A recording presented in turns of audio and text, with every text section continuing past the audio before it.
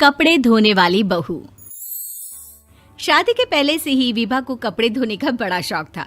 कभी नल के नीचे तो कभी तालाब के पास। अरे मेरी नीली वाली लुंगी नहीं दिख रही है। विभा की अम्मा, कहाँ रखी है लुंगी? अरे वो तो विभा ने परसों ही धोकर रखी थी आपकी अलमारी में, देखो वहीं होगी। वो ना मैंने आज धो दी, मुझे लगा कि गंदी हो गई होगी। अरे कैसे गंदी हो गई थी? उसे तो मैंने पहना भी नहीं। हे भगवान, इस लड़की के कपड़े धोने की आदत से परेशान हो गया हूँ मैं। जितना तो घर में राशन नहीं आता, उससे कहीं ज्यादा डिटर्जेंट पाउडर का खर्चा है।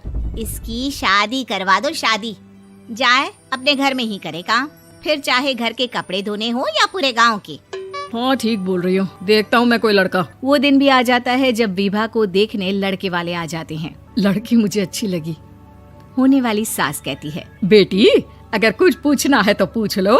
वैसे तो हमारी लड़की बहुत ही शर्मीली है, जो बोल दो वो मान लेती है, इसे क्या पूछना होगा। अरे कैसी बात कर रही हो माँ, मुझे इन लोगों के घर रहना है, सवाल तो कई है। हाँ हाँ बेटा, पूछ लो ना, क्या पूछना है।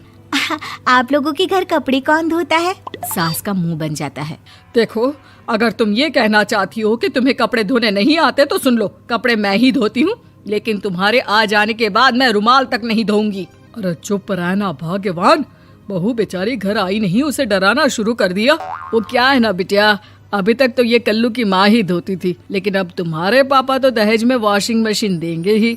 तभी विभा की माँ बोल पड़ती है, सवाल भी पूछा तो क्या। वैसे भाई साहब, मशीन की तो फिर भी कपड़े धोने की कैपेसिटी होती है। मतलब जो बिटिया दे रहे हैं ना विभा, इसे कपड़े धोने का बहुत शौक है। ये आप लोगों के क्या, आस पड़ोस गांव मोहल्ले सबके कपड़े धो दे और उफ तक ना करे। बाहर देखा नहीं आपने कितने कपड़े सूख रहे हैं? सब हमारी बिटिया ने ही तो धोए हैं। बस भी करो ना माँ, शर्म आ रही इतनी तारीफ सुनकर। और तो और एक दाग निकाल कर दिखाओ तो मान जाऊं। हाँ अच्छा, माफ करना बेटा, मैंने गलत समझा। हमें तो रिश्ता बहुत पसंद है। और ऐसे जुड़ जाता है रिश्ता कपड़े धोने का शौक रखने वाली विभा का। उसकी शादी हो जाती है कोयला फैक्ट्री में काम करने वाले कल्लू के साथ। शादी के बाद अचानक विभा चिल्लाती हुई सास के पास आती है। सासू माँ, अरे सासू माँ कहाँ है आप? ये तो धोखा है, धोखा दिया आप लोगों ने मुझे। इसे ससुर के चक्कर के बारे में पता चल गया। अरे तो उसमें तुझे क्यों धोखा मिला है? अरे नल में पानी नहीं आता, कपड़े कैसे कब धुलेंगे? अच्छा, तू पानी नहीं आ रहा उसकी बात कर रही है। तो आपने क्या सोचा? कुछ नहीं। अच्छा, तेरी माँ ने कहा था कि कपड़े धोने का शौक है तुझे, याद आया मुझे। शौक बोलकर कपड़े धोने वाले मेरे जुनून को कम ना आके सासू माँ, कपड़ा धोना मेरा गुरूर है। तभी पति भी वहाँ आ जाता है। अभी मैंने इसे सनी देओल की फिल्म दिखाई है, उसी के डायलॉग मार रही है माँ। अच्छा सुन, साफ साफ बता रही हूँ, पानी सुबह 4 से 6 और शाम को 10 से 12 आता है, समझी? विभा टाइमिंग सुनकर हैरान हो जाती है। ये क्या भूतों का मोहल्ला है? सुबह 4 बजे उठकर कौन कपड़े धोता है? 4 बजे टंकी में पानी जाता है, फिर सारा दिन धोना ना, किसने मना किया? अरे कैसी बात कर रही हैं? 200 लीटर की टंकी में कितने कपड़े धो लूंगी मैं? सुबह ही उठ जाऊंगी मैं। अब क्या था, विभा सुबह 4 से लेकर रात के 12 बजे तक कपड़े ही धोती रहती। एक रोज सास पड़ोस से निकलकर कहीं जा रही होती है कि साथ वाली कहती है, हाँ कल्लू की माँ, जरा ये बताओ कि 2 साड़ी है, 2 ब्लाउज और एक पेटीकोट और एक नाड़े वाला लंबा कच्छा। हाँ तो? अरे तो क्या, कितना लोगी धुलाई ये बताओ। धोबन दिख रहे हैं हम क्या? हमारे पति सरकारी नौकरी से अभी रिटायर हुए हैं और बेटा सुपरवाइजर है कोयला फैक्ट्री में। धोबन समझ रखा है हमें? हाय रे कल्लू की अम्मा, माफ कर दो, वो तो मोहल्ले में यही सब बता रहे थे कि तुमने बहू को कपड़ा धुलवाने के काम में लगा दिया है। सास को पड़ोसन की बात सुनकर गुस्सा आ जाता है। वो घर पहुंचती है जहां घर के बाहर ही इतने सारे कपड़े सूख रहे होते हैं जितने कि किसी धोबन के घर पर। अरे ओ कल्लू की दुल्हन, बाहर निकल।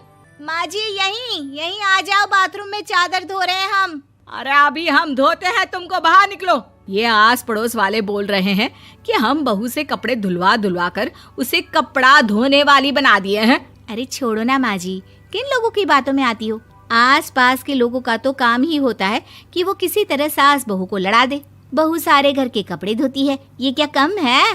बोलिए।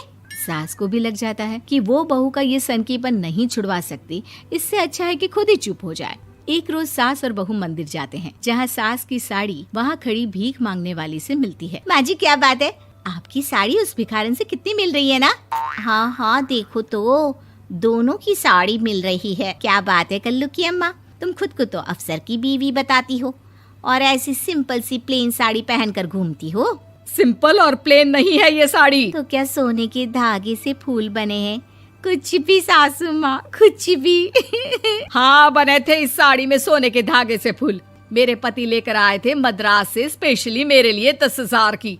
ताहे भाई साहब इस भिखारन के लिए भी सेम टू सेम साड़ी लेकर आए होंगे 10,000 की। सास उस वक्त तो कुछ नहीं कहती, लेकिन बहू के साथ घर आती है और अलमारी से एल्बम निकाल कर लाती है। ये साड़ी देख रही है, ये वही साड़ी है जिसे मैंने अभी पहना था। इस साड़ी में ये जो चमकदार फूल दिख रहे हैं ना, ये सोने के धागों से काढ़े गए हैं। लेकिन तू लोकल वॉशिंग मशीन ब्रश से घिस घिस कर सारे फूलों को निकाल कर साड़ी प्लेन कर दी। मुझे माफ कर दीजिए सासू माँ। और तो और, जब मैंने तुझे तेरी गलती के लिए कुछ नहीं कहा, लेकिन तूने तो सबके सामने मेरा मजाक ही बना दिया। क्यों? बहू को समझ में आ जाता है कि अब से उसका कपड़े धोना बंद।